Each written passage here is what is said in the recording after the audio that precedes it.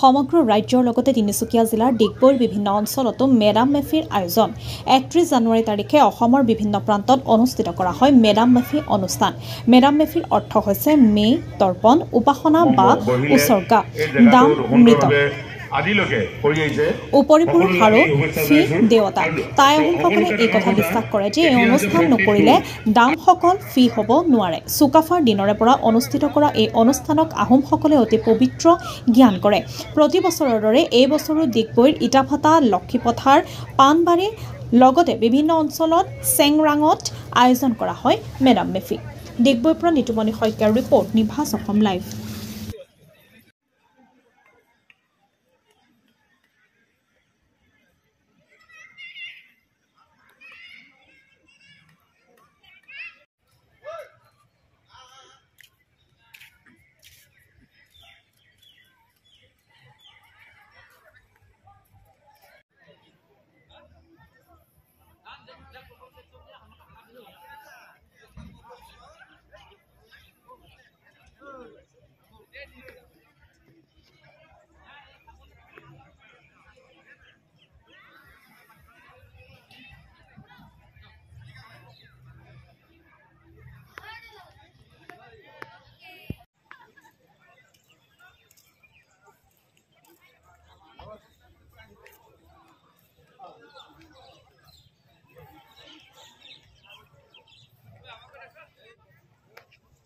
क्या है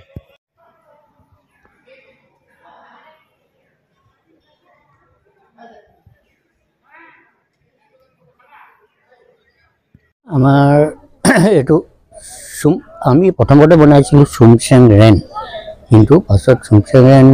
অৰ্থটো বিচাৰিবলৈ গ'লে আগৰ দিনত ৰজাহে এইটো অনুষ্ঠান অঞ্চল পাতি পেলাই তেওঁলোকে পূজা পাতল বা শপত গ্ৰহণ কৰিছিল যুদ্ধ বিগ্ৰহলৈ গৈছিল এনেধৰণে আছিলে কিন্তু এতিয়া আমাৰতো ৰজাও নাই পৰ্যায় কৰিবলগীয়া হৈছে পৰ্যায় কৰোঁতে আমি এইটো হল হিচাপে কৰি চুমচেং ৰেনৰ নামতে কৰি 1983 চনৰ পৰা ইয়াত মেডাম মেফি পতা হৈছে আৰু ইয়াৰ পিছত 1995 চনত ইয়াত আমি চুমচেং ৰেনটো ইয়াতে মিটিং পাতি এই অনুষ্ঠানটো প্ৰতিষ্ঠা কৰা হ'ল বৰ্তমান এতিয়ালৈকে আমাৰ যিমানখিনি ইয়াত পূজা পাতল বা কিবা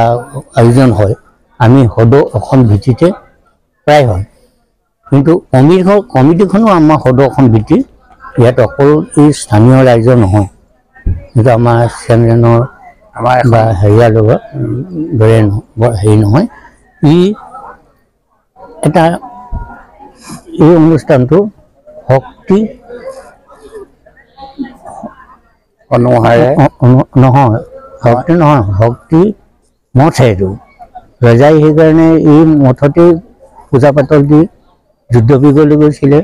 দেশ ৰক্ষা কৰিছিলে শত্ৰুৰ পৰাও সুৰক্ষা দিছিলে ৰাখিব পাৰিছিলে ঠিক তেনেধৰণে আমি এতিয়া নাই যদিও তেওঁ আমি পৰ্যায় আমাৰ ঐতিহ্য সংস্কৃতিবিলাক উদ্ধাৰিবলৈ ৰাখিছোঁ আমি যিমানখিনি দেখুৱাব লাগিছিলে সিমানখিনি দেখুৱাব প্ৰথমতে আমি আজি এই লক্ষীপথাৰত মানে কি হ'ল আমি আগৰ দৰে মানে আজি বহু বছৰ আগৰ পৰা আমি ইয়াত মানে মেডাম মেফি অনুষ্ঠিত কৰি আহিছোঁ ইয়াত আপোনালোকে আহি আমাৰ লক্ষীপথাৰৰ বিষয়ে বা লক্ষীপথাৰৰ আমি কেনেকৈ পাতিছোঁ কি কৈছোঁ তাৰ বিষয়ে আপোনালোকে খবৰ ল'বলৈ অহাত আমি আপোনালোকক মিডিয়াৰ আমি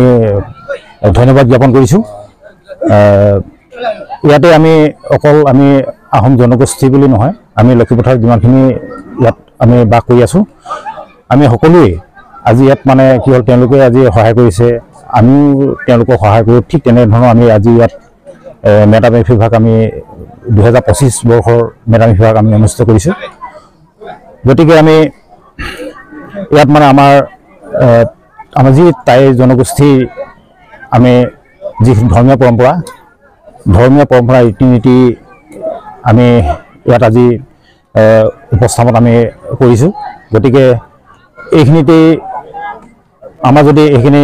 কৰিবলৈ যাওঁতে যদি আমাৰ আমাৰ চাউলুং চুকাফা যি ধৰণে মানে অসমখন আমাৰ তেওঁলোকে চিন্তা কৰিছিলে যে বৰ অসম গঢ়োতে যিমান কষ্ট মানে তেওঁলোকে যি চিন্তা কৰিছিলে, গতিকে সেই বৰ অসমৰ কথা আমি হয়তো সেই বৰ অসম নাই এতিয়া, কিন্তু বৰ অসম নাথাকিলেও তাত ভাগ ভাগ হ'লেও কিন্তু আমি আজি আহোম জনগোষ্ঠীয়ে সকলো লোককে মানে সাঙুৰি আমি মানে যিটো আমাৰ টাই আহোমৰ ধৰ্ম ৰীতি নীতি পৰম্পৰাবিলাক আমি মানি আহিছোঁ বা কৰি আহিছোঁ। ইয়াতে আমাৰ সকলো জনগোষ্ঠীৰ লোক আহি উপস্থিত হৈছে, লগতে আমাৰ টাই জনগোষ্ঠীৰ লোকো আহিছে। গতিকে ইয়াতে মানে আমাৰ লক্ষীপথাৰবাসী, মই আজি মিডিয়াৰ যোগেদি লক্ষীপথাৰবাসী ৰাইজক মই ধন্যবাদ জ্ঞাপন কৰিছোঁ। লগতে আজি আমাৰ অসমৰ আমাৰ লক্ষীপথাৰৰ লগতে বিভিন্ন মানে আমাৰ অসমত যিমান আমাৰ আহোম জনগোষ্ঠীৰ লোক আছে, গতিকে সকলো আহোম জনগোষ্ঠীয়ে যিবিলাক ৰীতি নীতি পালন কৰি আহিছে, আমাৰ ধৰ্মীয় পৰম্পৰা ৰীতি নীতি, গতিকে তেওঁলোকক আমাৰ লক্ষীপথাৰৰ যোগেদি তেওঁলোকেও যাতে আমাৰ ৰীতি নীতিবিলাক ধৰি ৰাখে বা আমাৰ পালন কৰি যায়, তাৰ বাবে তেওঁলোককো আমি ধন্যবাদ জ্ঞাপন কৰিছোঁ।